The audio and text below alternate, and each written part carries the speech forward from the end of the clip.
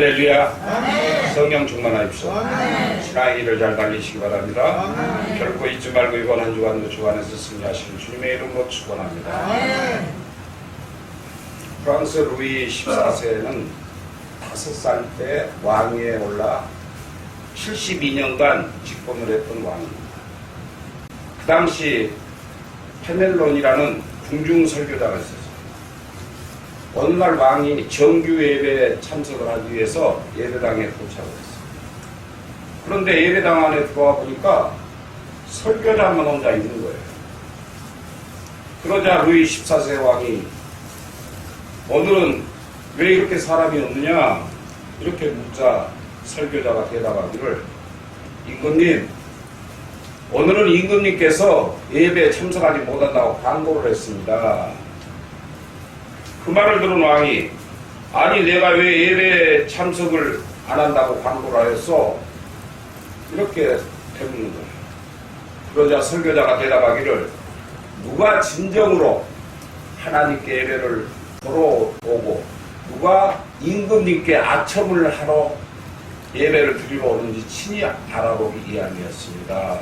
라고 대답을 했어요. 오늘날 많은 교회들이 그래요. 사람을 보고 예배를 참석하고 설교자를 보고 예배에 참석하고 하는 경우를 볼 수가 있어요. 그러나 예배는 여러분들이 신령과 진정으로 몸과 마음과 정성을 다해서 여러분이 하나님을 만나기 위해서 나오는 장소예요. 그렇다면 이곳에서 은혜를 받아야 돼요. 이런 믿음은 진실한 믿음을 가진 성도들이 아니기 때문에 임금이 안 나온다고 해서 예배에 참석을 안 했다는 거예요. 예배는 사람들에게 보이려고 나오는 것이 아니라 하나님께 보이려고 나오는 것입니다. 아멘? 아멘. 하나님께서 기뻐하시며 받으시는 예배가 진정한 예배요. 그런 예배를 드리는 성도들이 아벨과 같이 하나님께서 받으시는 예배가 되며 하나님께서 예비하신 신령한 은혜와 복을 받고 누리게 됨을 믿으시기 바랍니다. 예배란 저와 여러분들이 하나님을 만나러 나오는 것이에요. 그러므로 예배는 인간들의 기분에 좌우되는 것으로 만들어서는 안 됩니다. 내가 기분이 나쁘다고 교회 안 나가고 어디가 문제가 있다고 교회를 안 나가고 이런 형식적인 믿음을 가지고는 온전한 믿음의 사람이라고 말할 수 없다는 겁니다. 하나님께서는 진정한 예배란 우리 인간들에게 행하신 놀라운 은혜와 사랑과 은총을 깨닫게 하는 시간이에요. 하나님께서 하신 일에 대한 인간들의 진실한 응답을 바꿔서 이 예배를 통해서 하나님은 임재하신다는 사실이에요. 아멘. 때문에 진정한 예배를 통해서 하나님께 감사와 찬송을 올려드리는 것이 마땅한 일입니다. 그러므로 저와 여러분들은 어떠한 경우라도 각종 예배에 빠지지 말아야 할 줄로 믿습니다. 또한 진정한 예배란 우리 인간들에게 주어진 가장 위대한 하나님의 축복의 통로임을 믿으시기 바랍니다. 하지만 그 귀한 예배를 예면하고 예배를 소홀히 한다면 우리들에게는 다른 어느 곳에도 참된 축복을 받는다는 것은 불가능해요. 이 세상의 것을 쫓으면요, 쫓아도 만족하지 못해요. 그러나 하나님 안에서 예배를 통해서 참된 예배를 드리면 우리가 바라는 모든 것들을 이룰 수도 있고 응답받을 수도 있고 고침받을 수도 있다는 사실입니다. 그래서 우리가 예배를 예면하고 외배를 소홀히 해서는 안 된다는 사실을 기억하시기 바랍니다. 성도들의 진실된 예배가 가장 큰 축복의 통로이기 때문임을 잊지 말아야 할 줄로 믿습니다. 그래서 오늘도 본문을 중심으로 참된 예배자의 모습이라는 제목으로 함께 은혜를 나누고자 합니다. 그러므로 이 귀한 시간을 통해 영육간의 복을 받는 귀한 예배가 되시길 주님의 이름으로 축원합니다.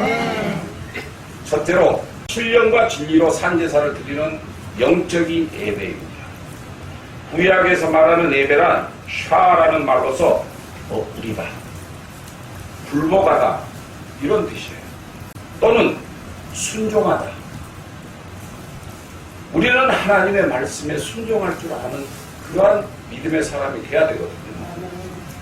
예수를 믿는 사람이 하나님 말씀에 순종을 하지 않으면 그건 진정한 그리스도인이 아니에요.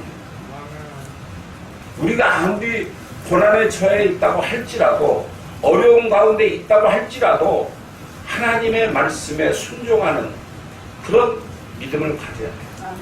그런 믿음은 예배를 통해서 우리가 영적인 말씀으로 우리 마음을 채우게 된다는 사실입니다.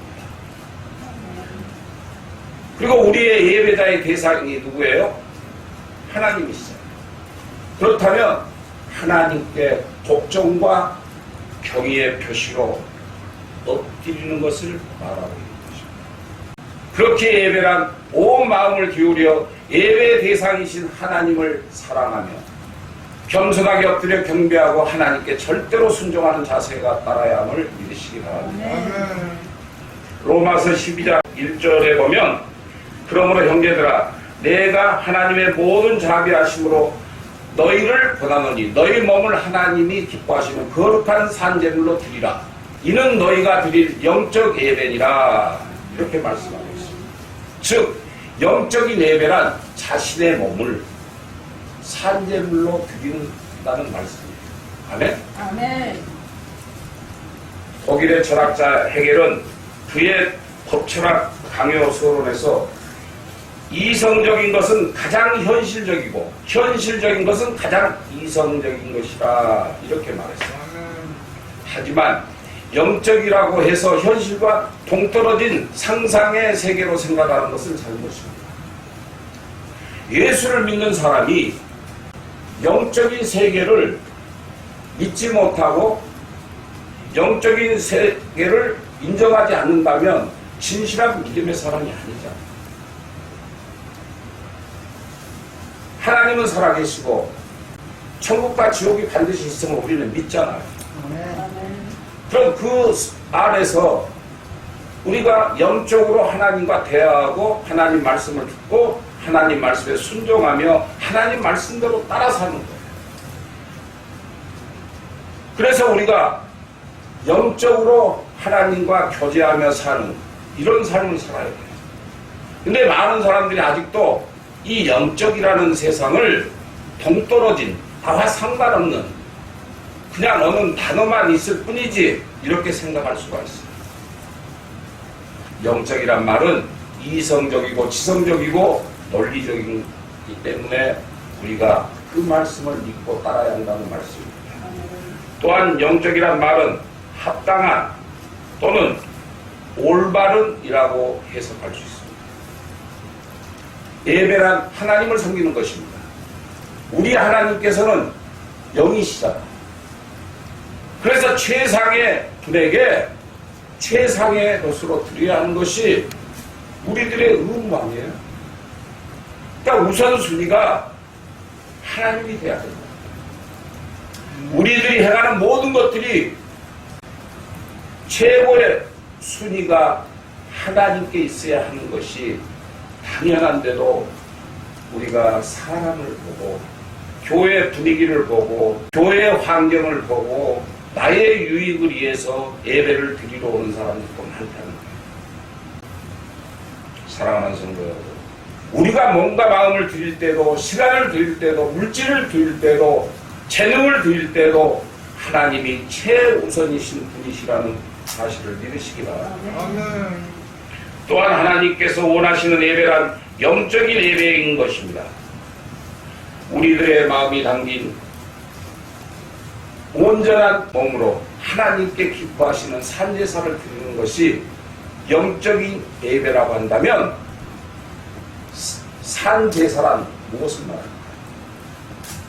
그것은 바로 생명이 있는 채로 드리는 제사요 생활 전체를 드리는 제사인 것입니다. 진실한 예배란 다른 사람이 나를 대신해서 드릴 수 없어요. 그렇잖아요? 나는 집에 있고 너가 가서 나 대신 예배 좀 드리고 와. 이렇게 얘기할 수 없잖아요. 내 자신이 예배를 통해서 제물이 돼야 되기 때문이에요. 여러분들 지금 예배 드리러 온 이 더운데 이렇게 많이 오신 이유가 무엇 때문에 오셨습니까? 코로나도 극성이고 교회 예배도 드리지 못하게 하는데도 우리 교회는 악착같이 예배를 드리는 이유가 뭘까요? 여러분들이 몸과 마음과 영적인 모든 생각까지도 하나님께 드리러 온 거예요. 아멘? 그러므로 매번 예배를 드리는 시간에 절대로 빠지면 안 되는 것임을 믿으시기 바랍니다. 예배가 여러분들의 신앙생활을 좌우하고 하늘의 상급을 좌우하기 때문입니다. 여러분들의 영이 사느냐 영이 죽느냐, 여러분들이 살고 싶으면 예배를 사모하며 영적인 예배를 통해서 희생하는 예배를 통해서 여러분들이 거듭나야 할 줄로 믿습니다. 구약시대에 보면 예배를 드리는 자들은 반드시 제물을 준비해서 자신이 직접 제사장 앞으로 나아갔습니다. 그러면 제사장이 그 제물을 받아다가 대신 자기 혼자만 성소에 들어갔어요. 그러나 신약시대인 지금은 예수님께서 직접 제물이 되셔서 십자가에 죽으셨기 때문에 우리들은 그리스도 이름으로 내 자신이 직접 나아갈 수 있다는 사실을 믿으시기 바랍니다. 구약 때 같으면 여러분들 이곳을 못 와요. 들어오질 못해요. 그러나 예수님께서 이미 당신의 피값으로 우리 죄를 다 사하여 주셨기 때문에 우리가 이 예배를 드릴 수 있는 거예요. 얼마나 큰 영광이에요. 그런데 이 예배를 기쁨의 장소요, 영광의 장소요, 환희의 장소요, 찬양과 경배가 있는 장소요, 하나님을 만날 수 있는 장소임에도 불구하고 예배를 소홀히 한다는 사실. 그래서요, 진실한 예배를 드리기 위해서는 저와 여러분들의 몸과 마음이 반드시 주님 앞에 나아갈 수 있어야 할 줄로 믿습니다. 아멘? 아멘. 그런데 하나님께서 기뻐하시는 영적인 예배가 되려면 그냥 몸만 와서는 안 된다는 거예요. 몸으로 산제사를 드린다고 한다는 것은 결국 우리들의 모든 지체를 다 동원하고 마음과 영혼을 다해서 하나님께 드려져야 한다는 말씀인 것입니다. 때문에 몸만 와 있어도 안 되며 마음만 있어도 안 되며 영혼만 있어도 안 된다는 사실이에요. 그러니까 예배를 드릴 때 내 마음과 내 영혼과 내 육신이 함께해야 됩니다. 하나님의 말씀이 선포되어지는 교회에 와서 여러분들 마음이 예배에 집중이 되고 예배 속에서 하나님을 만나고 하나님을 체험하기 위해서는 모든 것을 다 갖춰줘야 한다는 거예요. 몸은 교회에 왔으나 마음과 영혼이 하나님께로 향하지 않고 있다면 예배를 드릴 때 하나님 생각보다는 다른 생각으로 가득 차 있기 때문에 온전한 예배를 드릴 수도 없어요. 지금 여러분들 중에서도 다른 생각을 하고 있을지도 몰라요. 오늘 말씀에 여러분들이 은혜를 받고 감동을 받아서 말씀 속에서 하나님을 만나지 않고 지금 다른 생각을 하고 있는 분이 계실 수도 있다는 거예요. 또한 마음은 있으나 몸이 예배를 드릴 곳에 와 있지 않는다는 사실을 여러분들이 기억해야 합니다. 마음만 가지고는 여러분들이 진실한 예배자라고 말할 수 없습니다. 내 몸만 가지고 와서 이 자리를 지킨다고 해서 진정한 예배자라고 말할 수가 없습니다. 진정한 예배자가 되려면 나의 영혼을 담고 있는 온전한 몸과 마음으로 드려지는 예배가 진실한 영적인 예배임을 믿으시기 바랍니다. 이처럼 영적인 예배를 드리는 성도들의 마음에는 죄를 자복하고 상하고 통회하는 마음이 있음을 믿으시기 바랍니다. 그리고 하나님의 은혜를 사모하는 간절한 마음이 있음을 믿으시기 바랍니다. 어떻게 하나님을 사모하지 않고 사랑하지 않고 여러분들이 진정한 예배를 드릴 수 있겠어요? 또한 하나님의 은혜에 대한 감사한 마음이 있음을 믿으시기 바랍니다. 그리고 주님을 사랑하는 그 은혜에 대한 감사한 마음을 가지고 성결한 신부의 마음으로 예배에 참여해야 된다는 말씀이에요. 어떤 젊은이가 우연히 깃자리에서 오랜만에 친구를 만났어요. 그러니까 얼마나 반갑겠어요? 근데 그 친구가 하는 말이, 이봐 친구, 오랜만인데 우리 끝까지 가지 말고 중간에 역에서 내려서 하룻밤만 멋있게 지내다 가면 안 되겠는가? 라고 물었어요. 그러니까 이 친구가 하는 말이, 우리 가서 술 한잔 먹고 여자들과 즐기다가 오늘 하룻밤 지내고 가자, 이렇게 말을 한 거예요. 그러자 그 친구의 말을 듣고 있던 젊은이가 대답하기를, 나는 그런 짓을 할 수도 없고 또 하기도 원하지 않아. 내가 알다시피 이 지역에서 잘 알려진 분으로 존경을 받는 우리 아버지가 계시지 않습니까? 내가 만약에 자네와 같이 그런 일을 했다가 소문이나 나면 우리 아버지에게 얼마나 비난의 손가락질이 들어가겠는가. 나는 아버지 때문이라도 그런 불명예스러운 짓은 하고 싶지 않다네 라고 거절을 했어요.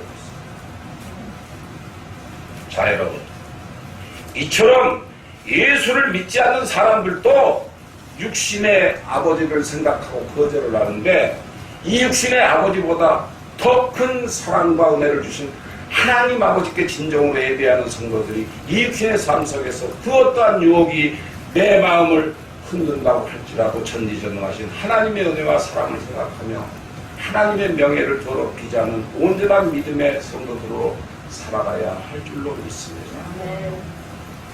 그러므로 저와 여러분 모두는 신령과 진정으로 영적 예배를 드리는 온전한 믿음의 성도들이 되시기를 주님의 이름으로 축원합니다. 둘째로, 하나님께서 기뻐하시는 삶이 따르는 예배입니다. 오늘 본문인 에레미야 7장 2절로 3절에 너는 여호와의 진문에 서서 이 말을 선포하여 이르기를, 여호와께 예배하러 이 문에 들어가는 유다 사람들아, 여호와의 말씀을 들으라. 만군의 여호와 이스라엘의 하나님께서 이와 같이 말씀하시되 너의 길과 행위를 바르게 하라. 그리하면 내가 너희로 이곳에 살게 하리라. 이렇게 말씀합니다. 그러니까 여러분들이 하나님의 말씀대로 살면 여러분들이 육신의 세상에서도 하늘의 복을 받을 수 있다는 거예요. 하나님의 은혜와 은총을 얻을 수 있다는 거예요. 병 고침도 받을 수 있고 여러분들이 바라는 소원하는 모든 것들도 응답받을 수 있다는 거예요. 이곳에 살게 하리라고 하셨어요. 여기에서 보면 예배를 드리기 위해 성전에 온 유대인들에게 에레미야는 너의 길과 행위를 바르게 하라 이렇게 말하고 있어요. 그러니까 예수를 믿는 사람들이 바른 마음을 가지고 신령과 진정으로 하나님을 찬양하며 경배하는 이 예배당에 와서 은혜를 받고 성령 체험을 해야 된다는 말씀이에요. 바꿔 말하면 이 육신의 삶 가운데서 살아가는 길과 행위를 바르게 하지 아니하면 하나님께서 받으시는 예배가 될 수 없다는 사실을 하나님께서 말씀을 전하고 있다는 사실입니다. 형식적인 예배. 그냥 오늘 수요일이니까 나가서 예배 드리십니다. 오늘 주일이니까 그냥 1시간 때우고 가지. 이러한 마음으로 교회 다니지 말라는 거예요. 여러분들이 진정한 예배란 내 마음과 정성과 내 혼과 육과 혈과 모든 것을 전부 다 하나님 앞에 내려놓는 시간. 그것이 예배예요. 그 예배를 통해서 여러분들이 거듭나게 되고 여러분들이 깨닫게 되고 그것을 통해서 하늘의 상급을 받는 거예요. 이사야 선지자 역시 이사야 1장 16절로 17절에 너희는 스스로 씻으며 스스로 깨끗하게 하여 내 목전에서 너의 악한 행실을 버리며 행악을 그치고 선행을 배우며 정의를 구하며 학대받는 자를 도와주며 고아를 위하여 신원하며 과부를 위하여 교노하라 하셨느니라. 할렐루야.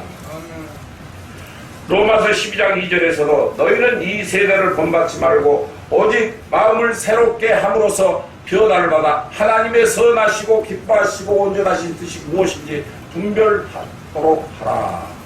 이렇게 말씀하고 있습니다. 즉, 이 세상이 악하잖아요.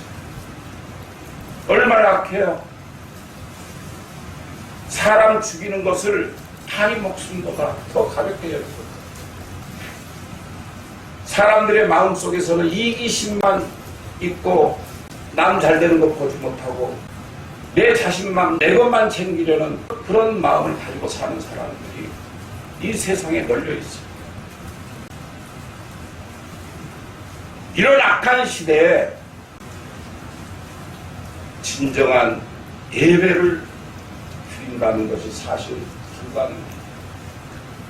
그러나 우리 머리학교의 어르신들은 하나님을 사랑, 하나님의 말씀에 순종해서 이 자리에 나온 줄로 믿습니다. 아멘. 그래서 우리가 살아계신 하나님을 믿어야 돼요. 아멘. 그래야 우리가 진정으로 구별된 삶을 살 수가 있어요. 구별된 삶이란 무엇일까요? 그것은 바로 세상 사람들과 다른 삶을 사는 거예요.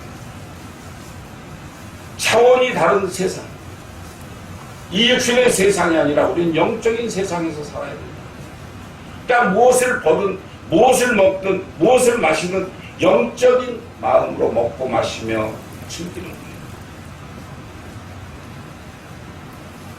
이 모든 말씀들은 저와 여러분들이 몸으로 참여하는 예배지만 그 참여한 몸이 산제사가 되기 위해서는 모든 생활 속에서 나타내야 할 행동 규범이 따라야 함을 말씀하고 있음을 믿으시기 바랍니다. 아멘. 형식적인 예배를 드리고 나가서 다시 세상 사람들과 더불어 그냥 똑같이 산다면 아무런 의미가 없어요. 참된 예배자는 참된 그리스도인이에요. 참된 예배자는 하나님께서 기뻐하세요. 참된 예배자는 하나님께서 보호해 주시고 지켜주세요. 참된 예배자는 응답을 받고 하나님께로부터 축복을 받아요. 아멘. 하나님께서 받으시는 참된 예배를 드리는 자들은 이 세상의 삶이 반듯하여 세상 사람들로부터 존경을 받고 품위 있는 신앙의 성도들이 되어야 함을 뜻하고 있습니다. 세상 사람들이 볼 때 저 교회 나간다면서 권사라면서 집사라면서 전도사라면서 목사라면서 왜 저래? 이런 손가락질을 받아서는 안 된다. 존경을 받고 품위 있는 삶을 살라는 겁니다. 하지만 오늘날의 교회와 가정과 사회와 그리스도인들이 이렇게 바로 서 있지 못한 데 문제가 있다는 사실. 왜 교회가 손가락질을 받아야 돼요? 왜 믿는 사람들이 욕을 먹어야 돼요?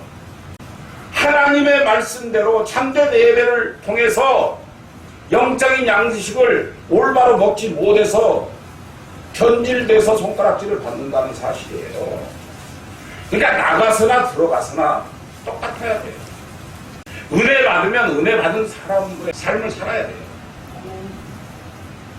하나님께서 복을 받았으면 하나님께로부터 받은 복을 갚으면서 나누면서 함께하는 삶을 사는 그런 사람이 돼야 돼요. 그런 성도들이 진정한 예배자들입니다. 존경받는 성도들은요, 시장거리에서도 직장에서 올바름과 진실함으로 살아갑니다. 그래야 이 영상구가 바뀌고 우리나라가 바뀌고 우리 대한민국이 기독교 국가로서 인정을 받을 수 있다는 말씀입니다.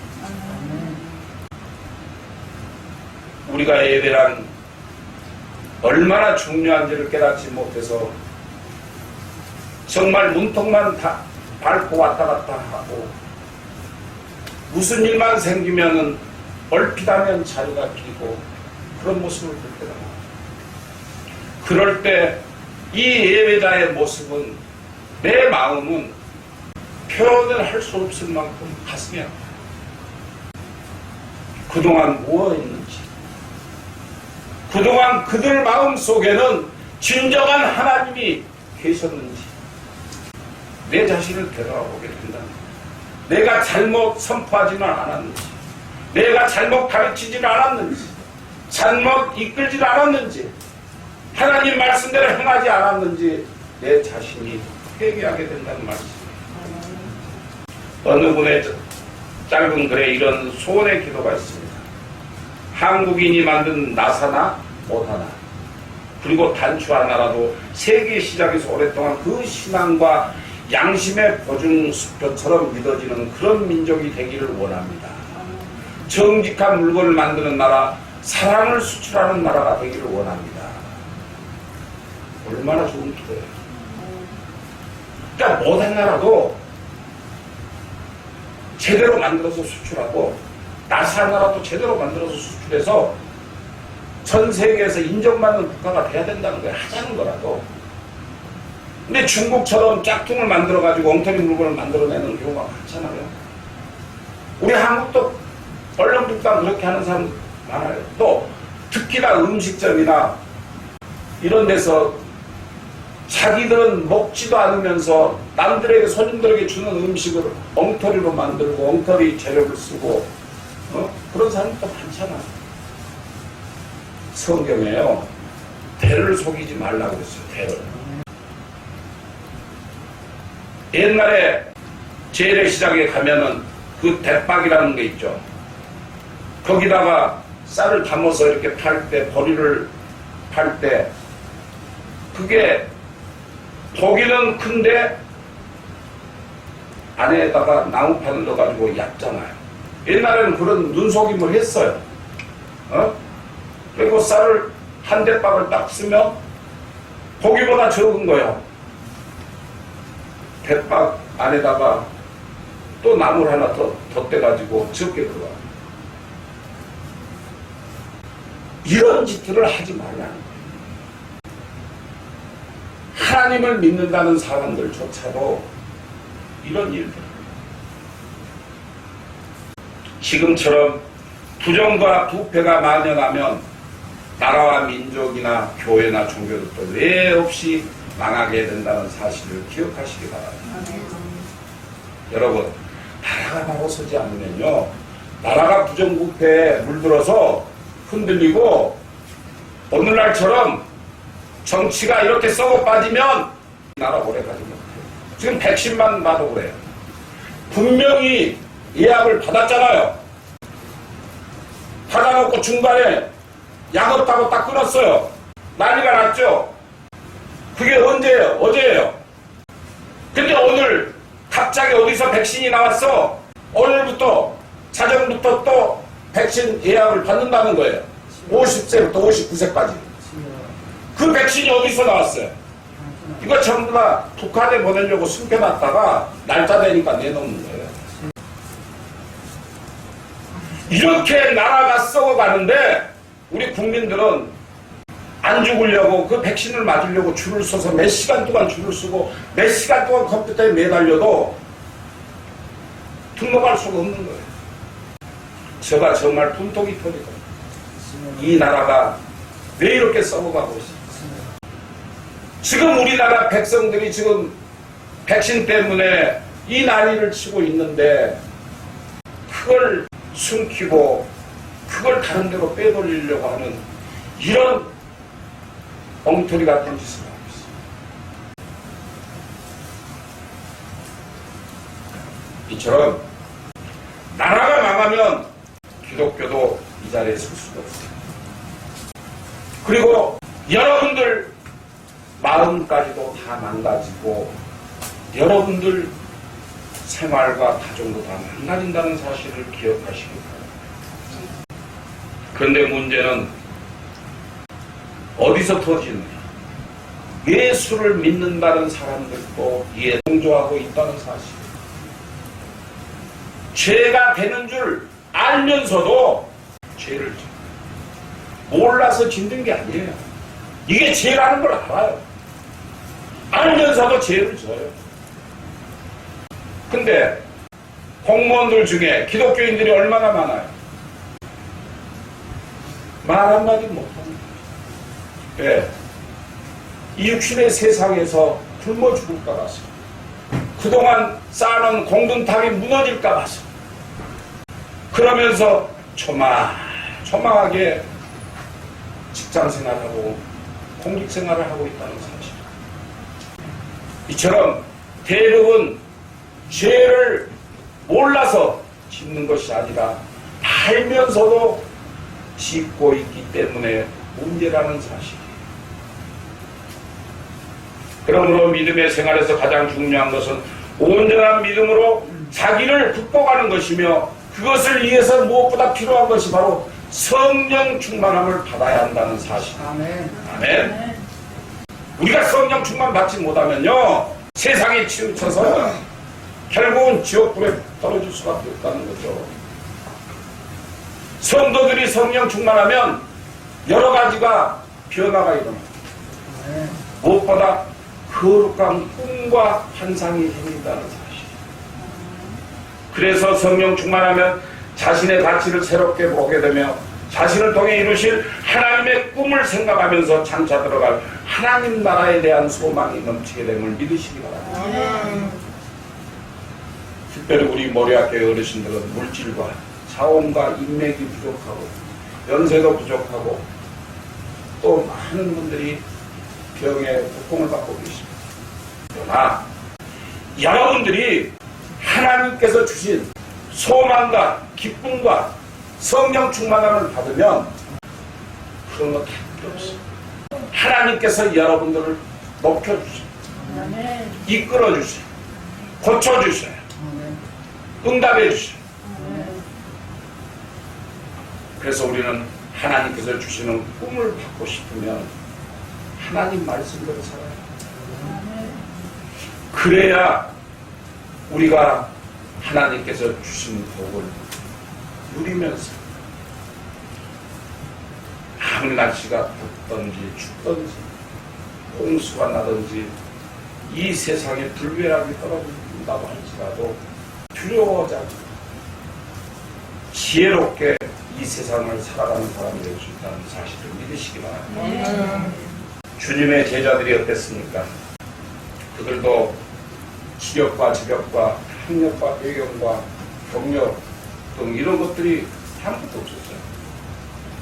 무식했어요. 가난했어요. 연약했어요. 그런데 그들이 어떻게 로마를 이겼겠어요? 성경을 보면 그 이유를 한마디로 압축할 수 있습니다. 그들은 성령 충만하여 하나님께서 주신 거룩한 꿈을 따라 살았던 사람들이었기 때문입니다. 아멘. 아멘. 그것이 하나님께서 주시는 선물 중 가장 귀한 선물이었던 것입니다. 그러니까 저와 여러분들도 하나님께서 주신 거룩한 꿈을 받아야 돼요. 그 선물로 주님을 더욱 사랑하고 자기를 사랑하고 자기 한계를 극복하며 이 육신의 삶을 살아가는 것이 세대의 은혜임을 믿으시기 바랍니다. 아멘.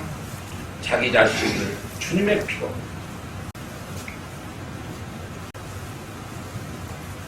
스스로 저와 여러분들 위하여 값을 주고 사십니다. 우리가 죄의 삶에서 벗어나게 되죠. 그러니까 얼마나 소중한 사람입니다. 저와 여러분들 죽을 수밖에 없는 죄인들이에요. 예수님의 피값으로 지금 살고 있다는 말씀이에요. 아멘. 그러니까 얼마나 소중해요. 스스로가 소중함을 알아야죠. 주님의 은혜를 받았으면 이렇게 정귀한 사람들이 어떻게 함부로 살아갈 수 있겠습니까? 어떻게 함부로 살아가야 해요? 우리는 선택받은 하나님의 세대입니다. 그래서 우리는 하나님 자녀답게 우리 죄를 사하신 예수 그리스도를 사모하며 성령 충만한 삶을 살아야 우리가 이 육신의 삶 속에서 이 더럽고 추악한 세상에서 이길 수 있음을 믿으시기 바랍니다. 2차 세계대전 중 독일 군들이 유대인 600만 명을 학살했잖아요. 600만. 그러니까 서울 인구 반 이상을 죽였어요. 근데 가장 장애가 됐던 게 무엇이냐? 바로 군인들이 양심이 있었어요. 독일 군인들이. 그 양심 때문에 유대인을 죽이라고 명령이 떨어져도 죽이기가 겁나는 거예요. 사람 죽이기가 그렇게 쉬운 게 아니에요. 그렇잖아요. 그러니까 그 겁이 나고 또 그 중에 예수를 믿는 사람들도 있었어요. 그러니까 그들은 양심의 가책을 받고 있었어요. 그러자 그 높은 사람들이 그 유대인들을 짐승처럼 만들기로 작정을 해요. 어떤 방법을 썼느냐? 3만 명이 넘는 수용소에 사람을 3만 명을 가둬놓고 화장실 한 개만 만들어요. 유대인들은 절대 길을 가다가 안 되라도 오줌을 싸거나 변을 보지 않아요. 꼭 화장실을 찾아와요.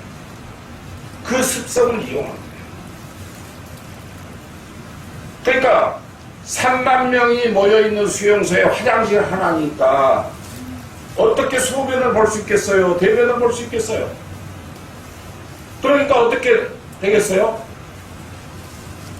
짐승들처럼 아무데나 쥐어 바르는 거예요. 싸고 누구 하는 거예요.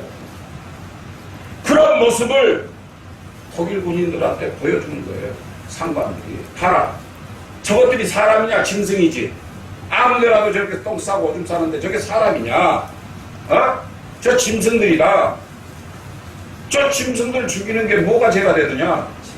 양심의 가책 느끼지 마라. 이렇게 지시하는 거예요. 그때서야 이 사람들이 가만히 보니까 그렇게 보이거든. 그때부터 점점 사람이 짐승으로 보여지면서 살인이 쉬워졌다. 그때 수용소에서 살아난 사람들은 대개 인간다움을 잃지 않았던 사람들이었어요. 그런 사람들이 믿는 사람이었어요.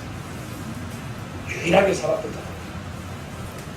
물론 유대인들은 하나님을 섬기는 하나님의 직계자수입니다. 그런데 2차 대전 때 그 많은 사람들이 죽어가면서 살았던 사람들의 그 간증을 들어보면 그 사람들은 믿음으로 다 살았던 사람들이라는 것을 우리가 알 수가 있어요. 그 와중에서도 온전히 하나님 안에 있는 사람들은 아침 4시 반만 되면 수용소에서 각 사람한테 따뜻한 물 한 컵씩을 준대요. 그러면은 그 물을 받아서 목만 죽여요. 죽지 않을 정도로 죽이고 나머지 물을 아껴서 조금씩 발라가면서 세수를 해요. 그리고 조금 남은 물을 가지고 못에다가 물을 묻혀서 일을 합니다. 그리고 수용소에서 근방에서 주운 유리병 조각, 날카로운 유리병 조각을 이용해서 몇 년 동안 내일 당장 죽더라도 인간답게 죽겠다. 그러면서 그 수용소 안에서 자기 인간다움을 잃지 않으려고 노력을 했어요. 그런데 이런 사람들이 다 살게 됐다는 사실. 사랑하는 성도 여러분, 사단은 끊임없이 성도들이 성도다움을 포기하도록 공격하면서 유혹을 합니다. 죄를 짓게 만들고 하나님과 멀어지게 만들고 세상을 사랑하게 만들어 성도다움을 포기하게 하고 아무렇게나 살게 만들어 하나님의 심판을 받아 멸망에 이르게 만든다는 사실을 믿으십니다. 이게 사탄의 전략입니다. 그러므로 그러한 공격과 미혹에 넘어가지 마시고 성령 충만함을 사모하며 여러분 자신을 존귀하게 여기면서 끊임없이 참된 성도들답게 이 육신의 삶을 살아가시다가 복된 모습으로 주님 앞에 서시기를 주님의 이름으로 축원합니다. 셋째로 준비된 예배입니다. 준비된 예배란 희생이 따릅니다. 예배를 드린다는 것은 이미 시간의 희생인 거죠. 그렇잖아요. 내 시간을 쪼개서 지금 오신 거예요. 집에서 누워있을 시간에 지금 예배 드리러 온 거예요. 누구를 만나러 가야 될 시간에 지금 온 거예요. 일을 하러 가야 되는데 지금 온 거예요. 또 이게 희생이에요.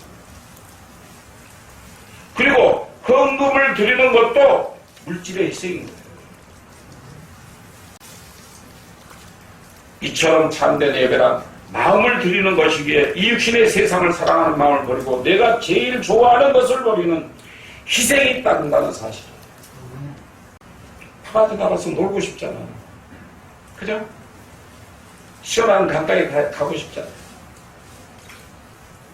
근데 왜 이렇게 답답한 곳에 와서 코로나 때문에 예배도 드리지 말라는데 우리는 이렇게 법을 무시해가면서 이렇게 예배를 드릴까요?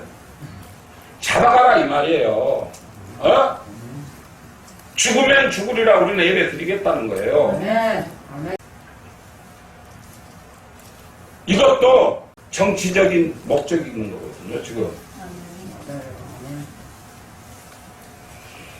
그래서 우리가 하나님께 받으시는 영적인 산제사 드림은 이 육신의 세상에서 자신의 소욕을 버리는 희생이 있음을 의미함을 깨닫기 바랍니다. 아멘. 여러분들의 희생이 따라야 돼요. 아멘. 예수님께서는 당신 자신을 스스로 십자가에 못 박히셔서 땀방울이 핏방울이 되도록 다 쏟으시고 우리 죄값을 다 사해 주셨죠. 그렇다면 내 영혼을 위해서 나의 천국을 위해서 나의 보좌를 위해서 희생할 각오가 되어 있어야 된다는 거예요. 아멘. 그것이 바로 예배예요. 아멘. 하나님께 예배를 드리는 모든 자들에게는 예배가 제대로 드려지려면 무엇으로든지 희생이 따라야 함을 잊지 마시기 바랍니다. 아멘. 전도하려고 해도 희생이 따라요. 아멘. 그냥 빈손으로 갈 수 없잖아요. 뭐라도 사들고 가야 되죠. 또 시간도 내야 되죠. 내가 왜 전도해야 돼? 여러분들은요, 전도해야 될 의무가 있어요. 전도하지 않는 자들은 하나님 말씀에 순종하지 않는 자들이에요. 땅끝까지 이르러 내 증인이 되라고 그러시죠. 증인이 되라는 것은 죽어가는 영혼들을 전도해서 그들을 하나님을 알게 하고 그들을 천국 백성 삼으라고 하신 말씀이에요. 아멘? 아멘. 그리고 교회 봉사가 참 중요한 거예요. 헌신도 중요하고 헌금도 중요하고 주님과 함께 정과 욕심을 십자가에 못 박는 일도 중요함을 믿으시기 바랍니다. 아멘. 정과 욕심이 뭐예요? 나의 세속적인 것, 나의 이기심, 나의 고집, 욕심, 나의 생각, 세상만 바라보는, 세상의 부귀영화만 바라보는 이런 모습들을 다 십자가에 못 박는 일을 해야 한다는 말씀입니다. 진실한 성도들은 하나님께서 저와 여러분들을 사랑하셔서 독생자까지도 아끼지 아니하신 하나님의 그 예수 그리스도의 사랑의 희생은 예수님께서 십자가에서 우리들의 죄를 대속하기 위해 생명을 내어주신 희생의 사랑을 바로 여러분들이 알고 하나님께 예배하는 성도들이 될 때 여러분들의 희생은 주님의 사랑에 비해서 아무것도 아니잖아요. 예배 드리는 게 그렇게 힘들어요? 즐겁고 기쁘게 올 수 없어요? 예배를 사모할 수 없어요? 찬양하면 얼마나 마음이 즐거워요. 말씀을 보면 얼마나 감동이 넘쳐요. 예수님께서 십자가에 우리의 죄를 대속하기 위해 생명까지 내어주신 희생의 사랑을 우리가 바로 알아야 돼요. 하나님께 예배하는 성도들이 때 여러분들의 희생은 별과 같이 빛남을 믿으시기 바랍니다. 아멘. 그래서 저와 여러분들은 희생이 억지로 하는 희생이 아니라 자원하는 마음으로, 기쁜 마음으로, 감사한 마음으로, 빚진 자의 마음으로, 준비된 마음으로 하나님께 받으시는 산제사를 드려야 할 줄로 믿습니다. 아멘. 또한 준비된 예배를 드리기 위해서는 예배를 방해하기 위해 사탄이 주는 마음을 막아야 돼요. 하나님께 예배하는 성도들에게는 예배를 제대로 드리지 못하도록 시험거리가 반드시 찾아온다는 사실을 기억하시기 바랍니다. 예배를 잘 드리려고 교회 가려고 준비하고 있는데 갑자기 손님이 타요. 그렇지 않으면 꼭 병원에서 예약을 해도 꼭 의사가 꼭 수요일날 2시에 또 시간을 딱 잡아요. 그럼 여러분들이 강경하게 말씀하셔야 돼요. 나 교회 가야 됩니다. 나 하나님 말씀 들으러 가야 됩니다. 예배 드리러 가야 됩니다. 시간 바꿔주세요. 이렇게 왜 못해요? 저는요, 수요일 날은 어디도 무슨 일이 있더라도 수요일 날은 일정을 잡지 않아요. 주일 날은 하루 내 하나님과 있어야 됩니다. 매일 사단이 갑자기 이렇게 사람이 찾아와서 뭐 친척이 찾아오고 오랜만에 그냥 갔다고 좋다고 뭐 교회 갈 거 딱 잊어먹고 도로 주저앉아서 그냥 저잘거리고 먹고 마시고. 그리고 사단은 특히 예배를 드릴 때 졸게 만들어요. 저런 사탄이 들어가서 자꾸 졸게 만들어요. 자라. 듣지 마라. 자라. 유달리 피곤한 거야. 그냥 지금 이 설교하는 시간이. 이것은요, 예배자의 마음을 빼앗아 가려고 사탄이 역사합니다. 그리고 염려하게 만들어요. 하나님께 드리려고 11조, 감사헌금, 주일헌금 다 준비해놓고 이제 갖다 바치려고 했더니 돈 쓸 일이 또 딱 생기네. 저도 겪어봐서 알아요. 여러분들 속 다 알고 있어.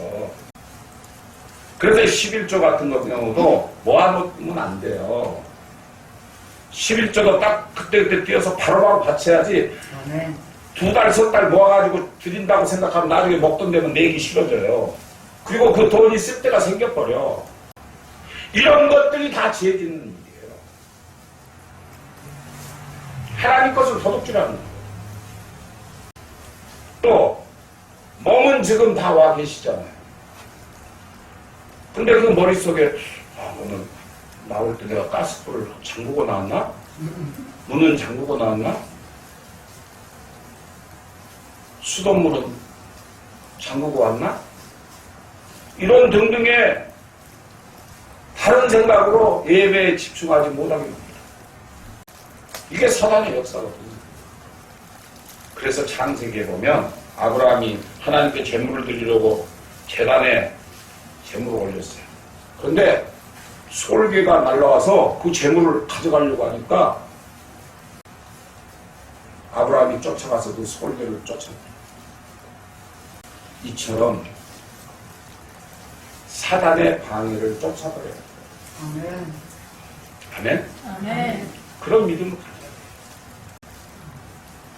그래서 모든 방해를 극복하고 예배를 드리는 성도들이야말로 산제사를 드리는 예배의 성공자들이 되심을 믿으시기 바랍니다. 아멘. 그런 성도들이 은혜를 받고 하나님께서 약속한 축복을 받으심을 믿으시기 바랍니다. 아멘. 몇 년 전에 서해안에 낚시를 갔다가 갑자기 불어닥친 폭풍으로 배가 뒤집혀서 중앙정부 부처에 있는 그 과장급 몇 사람이 죽었어요. 그 당시 이날에 낚시를 같이 가기로 되어 있는 한 사람이 모 교회 다니는 초신자였어요. 아내가 예수를 잘 믿는데 이 사람이 교회를 나가지 않은 거예요. 그런데 그 아내가 남편이 그날따라 낚시를 간다 그러니까 남편을 말립니다. 여보, 오늘 당신이 가서 세례를 받을 날인데 세례를 받지 않고 낚시를 가면 어떡하냐고. 그러니까 여보 다음에 가고 오늘은 꼭 교회 가자. 그러자 그 남편이 아내의 권유에 따라서 낚시를 가지 않고 교회를 갔어요. 그런데 그날 일이 생긴 거예요. 그날 다른 직장 동료들은 다 낚시를 갔잖아요. 그런데 갑자기 불어닥친 태풍으로 인해서 배 안에 있던 동료들이 다 죽고 말았어요. 만일 이 남편도 그 아내의 말을 듣지 않았다면, 그날 주의를 지키지 않았다면, 예배에 참석하지 않았더라면 어떻게 됐을까요? 어떻게 됐겠어요? 같이 죽고 말았겠죠. 이처럼 주일날과 예배는 그 어떠한 장애물이 생겨서 방해를 하더라도 하나님께 예배를 드리는 교회에 나오셔서 예배를 우선시하는 믿음을 가져야 할 것입니다. 아멘. 사탄의 역사로 인해 엉뚱한 곳으로 가다 보면 죽음 후에 주님과 함께 있어야 할 자리에 함께하지 못하고 전혀 생각지도 못한 엉뚱한 곳인 지옥에서 이를 갈며 슬퍼하게 된다는 사실을 기억하시기 바랍니다. 그러므로 저와 여러분 모두는 예배에 성공하는 삶을 살아가야 할 것입니다. 그것이 곧 신앙의 성공이요 육신의 성공으로 이어짐을 믿으시고 항상 하나님께서 기뻐받으시는 참된 예배를 사모하여 예배에 목숨을 거는 모든 분들이 되시길 주님의 이름으로 축원합니다.